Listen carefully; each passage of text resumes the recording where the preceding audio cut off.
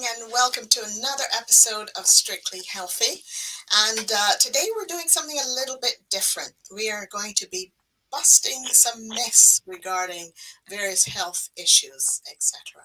So today we will be sharing things like myths about fat, and we're doing actually a series for over the next 4 weeks. So today will be about fat and things that questions that people have, like would eating fat make me fat, or would eating fat even make me skinny? That's some of the things that we're going to be talking about today. And to help me with this is Patricia Bowerman. Thank you, Patricia. I gotta unmute you there. Thank you for joining us today.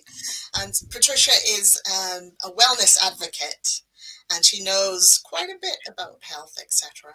And you're going to be sharing some of those myths and tips for us today. So, as I said, we're doing a series over the next 4 weeks or so. Today is part 1, myth about fats. So, you're going to share a couple of lies that people have been told.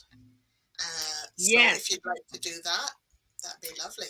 That's right. Well, thank you so much, Linda, for having me on. I always enjoy pairing up with you. And yes, a couple of big lies that we're told is eating fat will make me fat. Not eating fat will make me skinny. Yes. Yeah, those are a couple of things. So, well, tell us then, what is the truth about it then? What should we be doing? Should we eat fat? And, and what kind of fat should we be eating? Can you share some of your tips with us? That's a great point. Yes. So if we consider that our brains are 60% fat, that sort of makes fat worth considering. Scientists are seeing that low-fat diets are increasing the risk of dementia. Interesting. And bad fat affects memory and cognitive function. So yes, fat's important, but as you pointed out, what type of fat? So then we look at our body, and our cellular integrity and nutrient exchange depend on fat. So cholesterol, unsaturated fats, saturated fats all play crucial roles in these vital processes. So then how did we get here with all this confusion? And why are we so fixated still on no-fat, low-fat diets? Well, it's been accumulating for a long, long time. There's several reasons for it, but there was a pivotal moment. In 1955, President Eisenhower experienced a heart attack. Of course, that was in America. I was 4 years old at the time, and you could probably tell from my accent, I'm American. So I was in America then. And heart attacks were enemy number one. My grandmother, I was very close to my grandmother and spent a lot of time with her, and she was always on the verge of a heart attack. And cancer was not even a word. It was all heart attack. So sort of think about that for a minute. Yes. Well, so Eisenhower had experienced a heart attack, and a biologist / opportunist named Ansel Keys, also an American, announced that fat caused Eisenhower's heart attack. He thought that. No, well, that's what he told everyone. So he and corporate food producers decided people needed to eat low-fat, non-fat diets.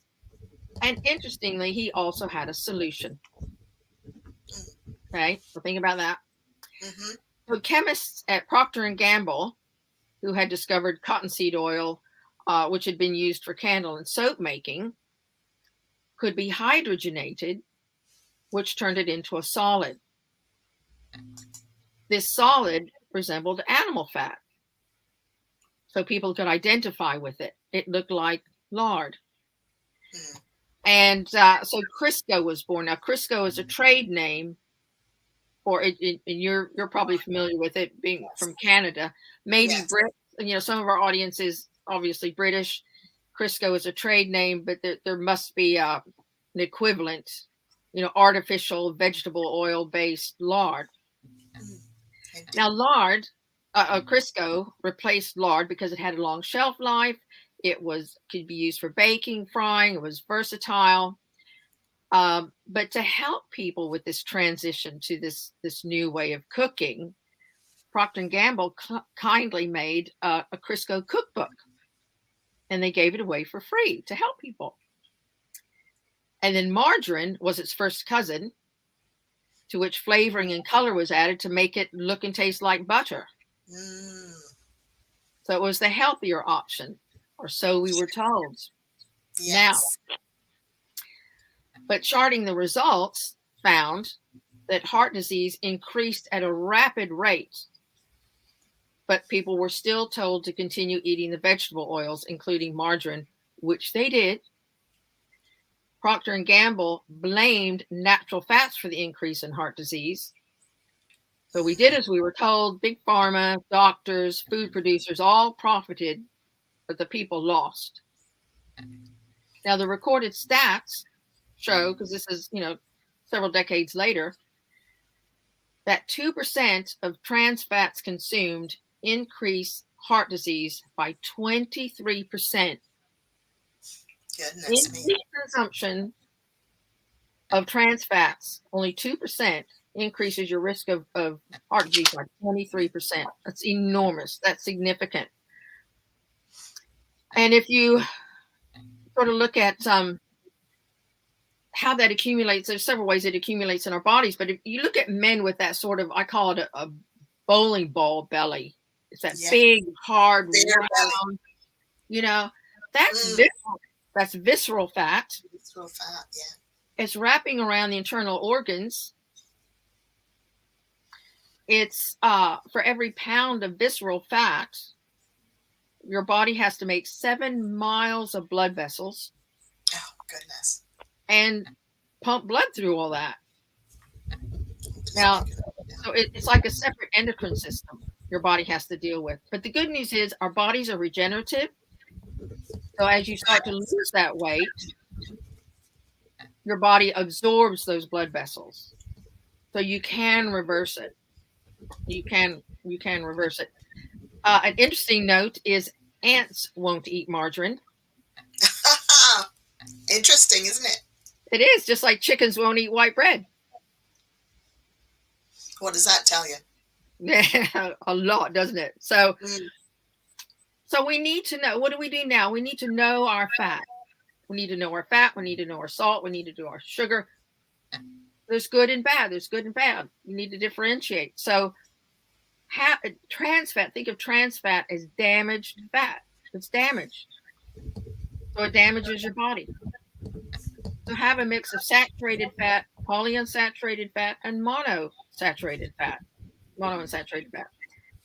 Like avocados, cheese, dark chocolate, whole eggs, fatty fish that aren't farm raised and given antibiotics, nuts, chia seeds. Now this is interesting. Chia seeds, 100, those teeny tiny little, they look like little balls of air with, Yes. 100 grams of chia seeds have 31 grams of fat. Oh, does it? You would think they didn't have any. Celery has fat. And olive oil. Now, olive oil is phenomenal. I love to drink a tablespoon of olive oil. Do you? But it's organic. It's extra virgin, cold pressed. So, not any olive oil will do. This is very good quality olive oil. But you drink it, swallow it, just let it trickle down your throat. And you get a little burn right here. Might even make you cough a little bit. That's really good. Olive oil has an anti-inflammatory property like ibuprofen. Oh. But it's not going to kill your liver, So that's a sign that you've got a good olive oil. And of course, you use it in vinaigrettes and low heat cooking. And then you want to use coconut oil for high heat cooking. But I put a tablespoon of organic coconut oil in my porridge, and it melts and it flavors it. You can just have a spoonful of it and just let it dissolve in your mouth and swallow it. If you're doing oil pulling, which is letting all coconut oil dissolve in your mouth and then swishing it around and holding it for 20 minutes or so, pulls toxins out of your mouth. You want to spit that out. Don't swallow that one after. Brilliant. That's good to know. But it's very beneficial, these oils. And then full fat yogurt, which is interestingly still very tough to find. I can find organic yogurt and I can find full fat yogurt, but I have a really hard time getting organic full fat yogurt. Really? It's not impossible. It's not just not right there on the shelf. So don't just reach for it. Read the label. Make sure it's organic. Make sure it's full fat.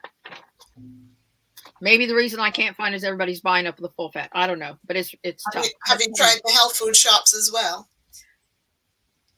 Yeah, I think the health food shop does have, but they have a very small cold selection fridge, so they sell out really quickly. But for ladies, we're designed to have babies. Our body doesn't matter how old we are. Our body's hopeful there's going to be another baby to make.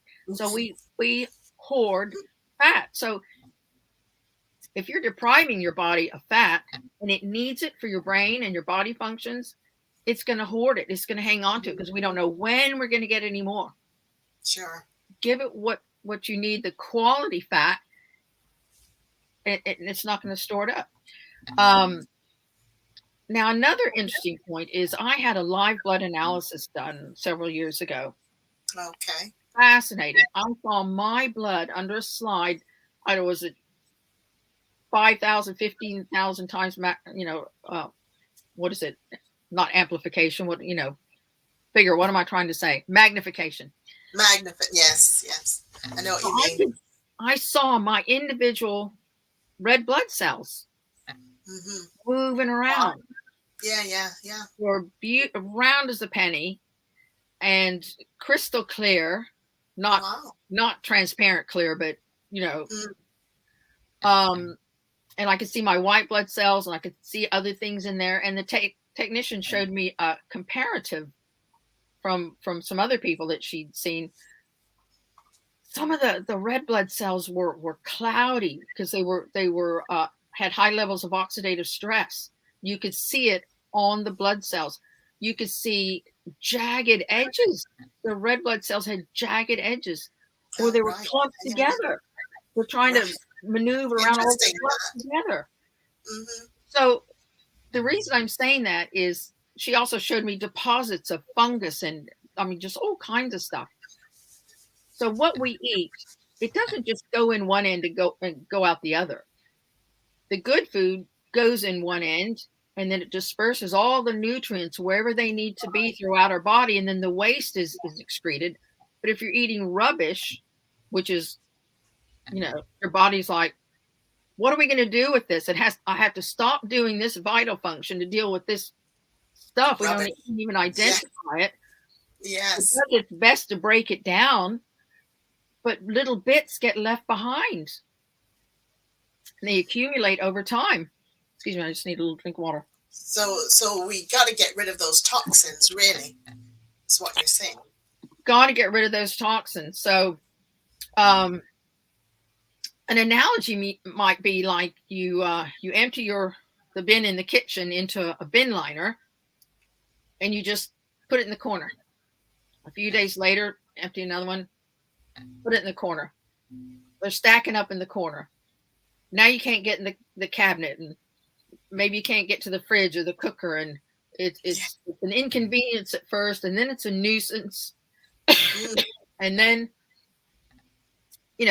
that's all right. You can get around that, but then it starts to smell, and then it starts to give off decay. And now you really need to do something about it. Same thing with our body. You can get away with an awful lot for a long time. But where do cancer cells come from? It takes decades for them to form into, a life-threatening situation.